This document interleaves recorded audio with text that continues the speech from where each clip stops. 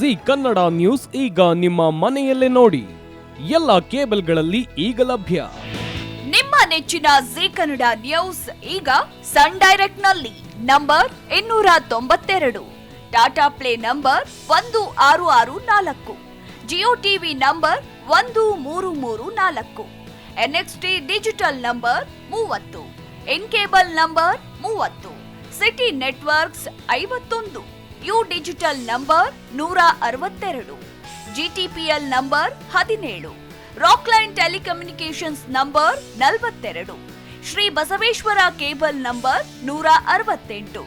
rural cable network 60, Vinayaka digital 57, Abhishek cable 821, city channel 53, Siddeshwara cable network 57, ವಿ4 digital infotech 628, Surya digital networks 53,